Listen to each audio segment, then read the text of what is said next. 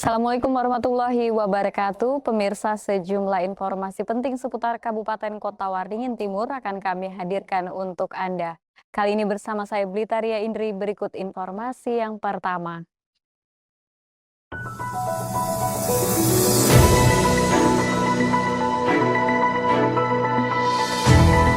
Dahan pohon yang menutupi penerangan jalan umum dan rambu lalu lintas di Jalan Protokol Kota Sampit, Kabupaten Kota Waringin Timur dipangkas.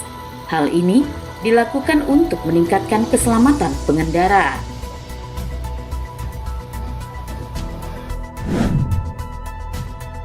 Satuan Polisi Pamong Praja dari 13 kabupaten dan 1 kota di Kalimantan Tengah menggelar rapat koordinasi di Sampit Kabupaten Kota Waringin Timur.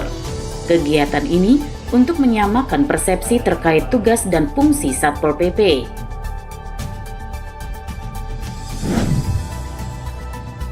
Sebuah destinasi wisata baru dibangun di Sampit Kabupaten Kota Waringin Timur dengan nama Taman Mentaya Farm. Taman ini akan menjadi destinasi wisata keluarga sekaligus ruang terbuka hijau yang ramah lingkungan.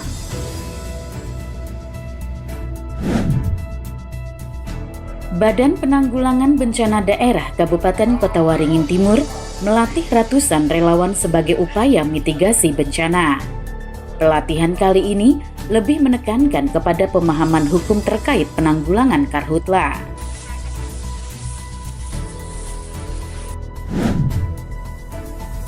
Mengantisipasi penyebaran penyakit demam berdarah dengue di kalangan pelajar, Dinas Kesehatan Kabupaten Kota Waringin Timur melakukan fogging di sekolah. Fogging dilakukan karena adanya warga di dekat sekolah yang terserang DBD. Suasana kemeriahan peringatan Hari Kemerdekaan Republik Indonesia ke-80 tahun mulai terasa di Sampit Kabupaten Kota Waringin Timur.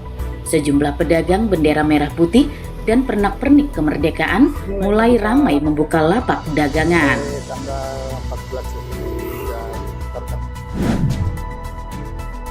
Untuk meningkatkan keselamatan dan legalitas kapal nelayan kecil, Kesyah Bandaran dan Otoritas Pelabuhan Kelas 3 Sampit menyerahkan e-vas kecil elektronik kepada para nelayan di Kota Waringin Timur.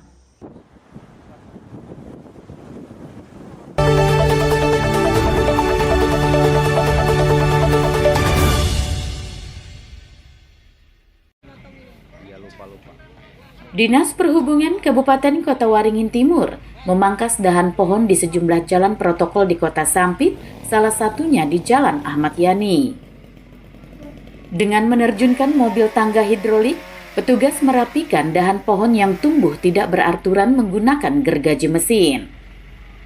Pemangkasan dilakukan agar dahan pohon tidak menutupi lampu penerangan jalan umum, sehingga cahaya lampu bisa maksimal menerangi jalan. Selain itu juga agar rambu lalu lintas terlihat jelas oleh pengendara. Pemangkasan juga dilaksanakan di ruas jalan protokol lain seperti di Jalan HM Arsat, Cilikriwut, dan beberapa jalan strategis lain. Kegiatannya dilaksanakan rutin setiap hari Selasa dan Kamis. Selain membuat kawasan Kota Sampit menjadi lebih rapi, kegiatan ini diyakini dapat mengurangi resiko kecelakaan lalu lintas terutama pada malam hari. Kami melakukan proning, artinya bukan penebangan pohon tapi proning saja, pembersihan yang melindungi PJU dan juga rambu-rambu lalu lintas di sepanjang jalan-jalan protokol. Untuk jalan-jalan protokol ini hari ini kami menyelesaikan di jalur Ahmad Yani dan nanti EM Arsat dan juga Cilikriwut dan jalur protokol lainnya sesuai dengan jadwal yang telah terjadwal. Dengan kegiatan ini kami berharap yang pertama adalah untuk menata dan memperindah Kota Sampit sehingga tidak ada pohon-pohon yang liar, terutama dahan-dahan yang menutupi PJU dan juga rambu lalu lintas. Dan ini diharapkan juga akan mengurangi kecelakaan lalu lintas yang ada selama ini di jalan-jalan protokol di Kota Sampit. Pemotongan ranting pohon menjelang Hari Kemerdekaan Republik Indonesia ini juga sebagai upaya memperindah Kota Sampit. Dengan cahaya lampu yang bersinar maksimal, diharap dapat membuat semarak HUT ke-80 Republik Indonesia semakin terasa. Mashud Badarudin, Hayat TV.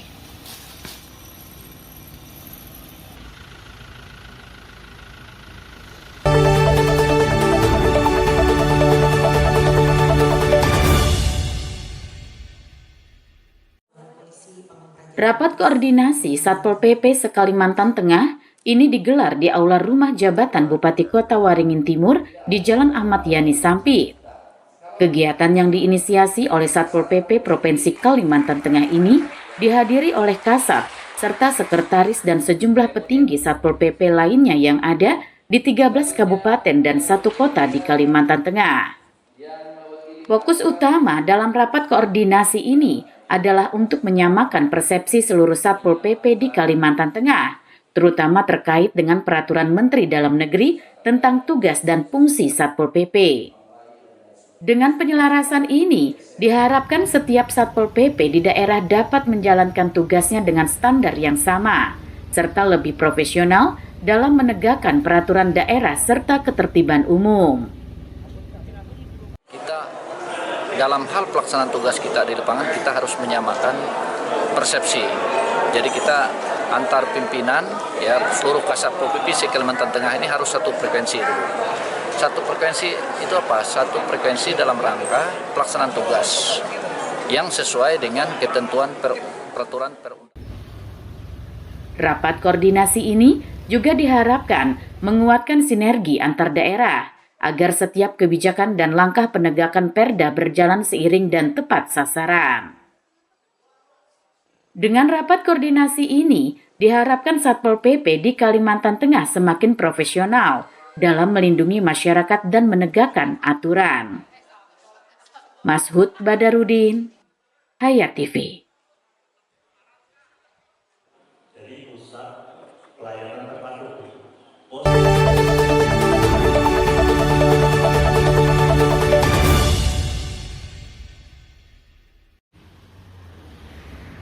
Sejak 20 Juni 2025, PT Kahayan Semesta Investama membangun sebuah destinasi wisata baru bernama Taman Mentaya Park di Sampit, Kabupaten Kota Waringin Timur.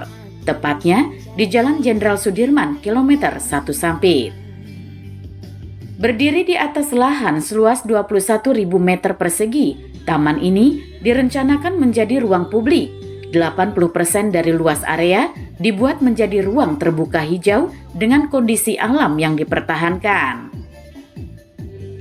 Presiden Direktur PT KSI, Hosea Sanjaya menjelaskan, beragam fasilitas dirancang untuk memanjakan pengunjung seperti kolam ikan hias, kolam pancing, taman kota dan taman burung, termasuk kolam renang, gazebo, rumah makan, hingga lapangan olahraga padel dan fasilitas lain. Saat ini pembangunannya baru mencapai 15%. Prosesnya sempat terhambat akibat adanya klaim lahan dari pihak lain. Namun kini proyek itu terus berlanjut sesuai rencana. Pengusaha kelahiran Sampit yang merupakan politisi asal Gerindra itu menargetkan pembangunan Taman Mentaya Park selesai di akhir tahun ini dengan harapan tidak ada lagi pihak-pihak yang menghambat kelancaran jalannya proyek. Jadi ini taman rakyat sebenarnya, ya. Jadi kita mendedikasikan Taman Mentaya Park ini sebagai salah satu pilihan untuk keluarga di Sampit, untuk bisa ada tempat yang bisa menyenangkan gitu, yang bersahabat dengan alamnya banyak. Dan kita juga mempertahankan 80% area kita itu terbuka hijau. Dan kita targetkan sebelum akhir tahun sudah dibuka lah. Insya Allah tidak ada gangguan lagi dari yang orang-orang yang istilahnya mencoba mengganggu kelanjutan pembangunan dengan tujuan yang tidak baik lah. Dalam memeriahkan momen 17 Agustus, tempat ini bisa dimanfaatkan untuk berbagai kegiatan seperti bazar dan lomba-lomba tradisional meski dengan penyesuaian kondisi pembangunan. Taman Mentaya Park yang diperkirakan menyerap hingga 100 tenaga kerja lokal ini diharapkan menjadi ikon baru ruang terbuka publik di Sampit sekaligus menghadirkan alternatif rekreasi keluarga yang ramah lingkungan. Mashud Badarudin, Hayat TV.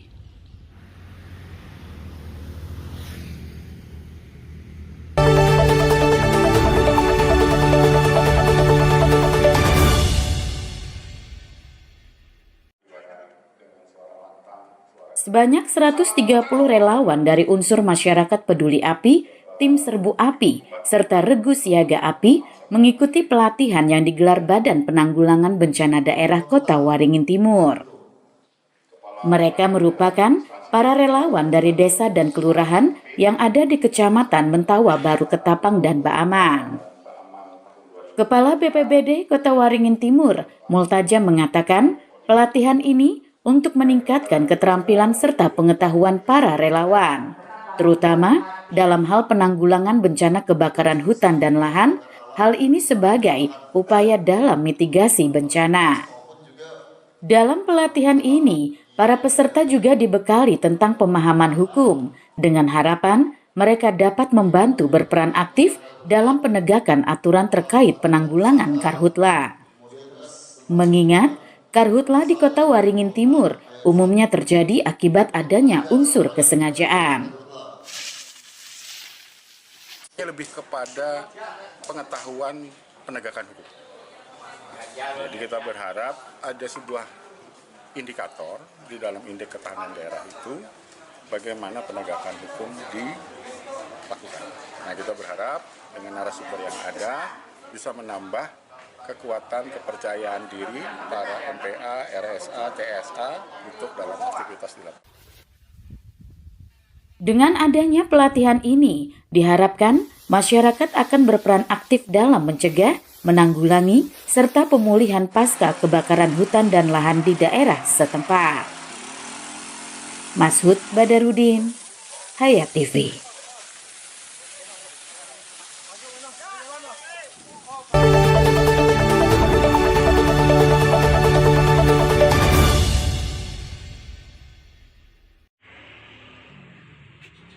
Dinas Kesehatan Kota Waringin Timur bersama Puskesmas Baamang 1 melakukan fogging di 3 sekolah menengah atas di Jalan Kerinci, Kelurahan Baamang Hilir. Salah satunya SMA Negeri 2 Sampit. Untuk menghindari paparan asap fogging, seluruh siswa dipulangkan lebih awal. Fogging di lingkungan sekolah dilakukan menindaklanjuti laporan adanya seorang warga yang terserang DBD. Warga tersebut tinggal di kawasan permukiman dekat sekolah. Mencegah penularan DBD meluas, dilakukan fogging di lingkungan sekolah yang berada tidak jauh dari lokasi temuan kasus. Pelaksanaan fogging siklus kedua yang dilaksanakan oleh Dinas Kesehatan bersama Puskesmas Bamang 1 dilaksanakan karena sudah ditemukan satu kasus demam berdarah di komplek belakang sekolah di Gerbang Patas Angin. Diduga ketemunya itu di sekitar lingkungan rumahnya, bukan di lingkungan sekolah. Jadi saya selaku staf Puskesmas Bamang 1 melapor hasil penyelidikan epidemiologi ke Dinas Kesehatan, kemudian langsung dilaksanakan fogging agar tidak terjadi kenaikan kasus DBD seperti itu.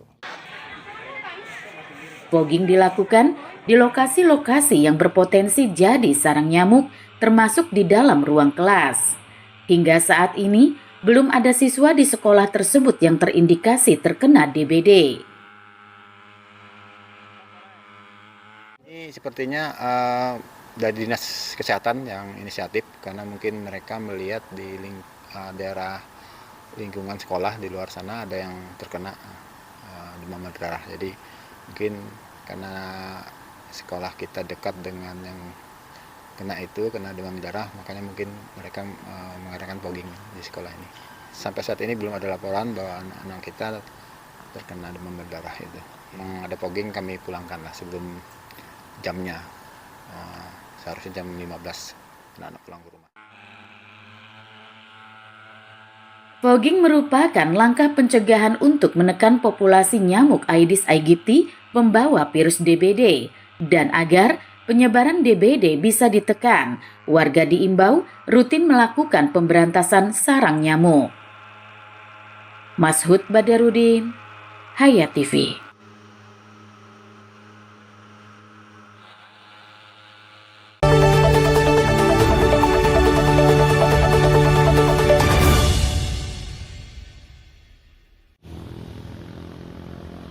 Lapak penjual bendera merah putih dan pernak-pernik kemerdekaan mulai menjamur di pinggir-pinggir jalan Kota Sampit, Kabupaten Kota Waringin Timur.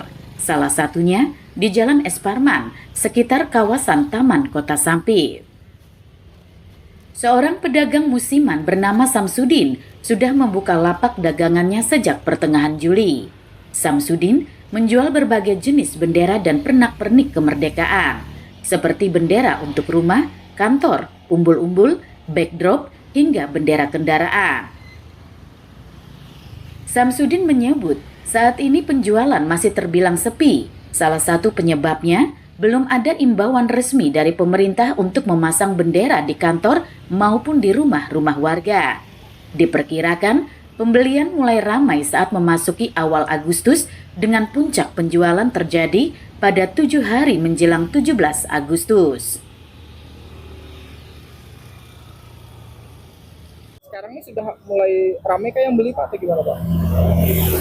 Belum Bang, soalnya dari pengumuman pemerintah itu belum ada kelihatannya suruh memasang. Tapi kalau ada himbauan dari pemerintah disuruh memasang atau apa itu, nah itu mulai ramai. Dan lagi ini tanggal Tuha juga masih ini. Perkiraan Pak mulai ramai kapan Pak? Agustusan lah. Mulai Agustus. Tanggal 1-2 itu mulai ramai. Soalnya ada himbauan dari pemerintah, umpamanya suruh masang. Itu mulai ramai. Harga yang ditawarkan untuk bendera dan pernak-pernik bervariasi, mulai dari Rp5.000 untuk bendera kecil hingga lebih dari Rp200.000 untuk backdrop. Sedangkan untuk bendera rumah dan kantor dijual mulai dari harga Rp25.000. Pedagang berharap penjualan bendera tahun ini lebih baik dari tahun sebelumnya, agar semarak kemerdekaan di Kota Sampit semakin terasa. Mashud Badarudin, Hayat TV.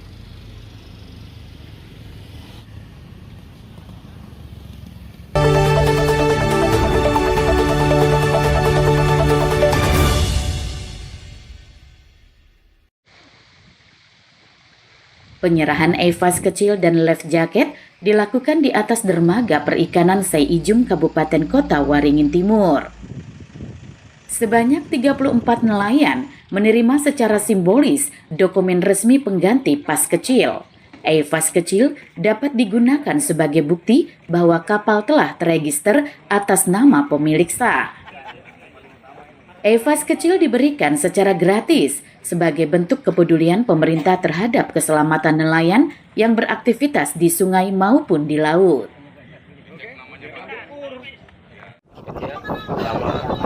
Rompi jaket rompi, hanya itulah yang kami dapatkan dari pelangsian tuh. Terus terima kasih juga lah kepada pihak yang terkait atas bantuan ini.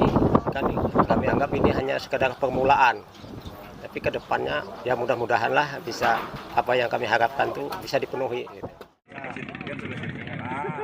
Hingga saat ini sedikitnya terdapat 1.816 EVAS telah diterbitkan dan diserahkan kepada nelayan di Kota Waringin Timur. Kepemilikan EVAS memberikan jaminan hukum hingga memudahkan nelayan mengakses program pemerintah hingga perbankan. Dengan adanya data terregister, pemerintah juga dapat menyusun kebijakan yang lebih tepat sasaran. Kita berikan sekitar 34 EVAS kecil serta sertifikatnya, dan total jumlah keseluruhan yang telah kami berikan sertifikat EVAS kecil kepada saudara kita para nelayan di Kota Waringin Timur, khususnya di Provinsi Kalimantan Tengah, total seluruhnya adalah 1.816 total. Bahwa kapal nelayan tersebut ini yang tadi kami sampaikan di sambutan, mereka telah terdaftar, telah sah menjadi salah satu kapal yang telah diakui oleh negara. Kapal ini telah terdaftar di Republik Indonesia.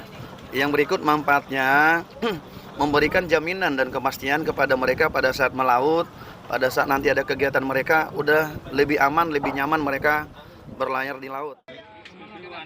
Kedepannya, dokumen EVAS diharapkan menjadi identitas wajib bagi setiap kapal kecil untuk menunjang keselamatan dan keberlanjutan usaha nelayan di wilayah pesisir. Mashud Badarudin, Hayat TV.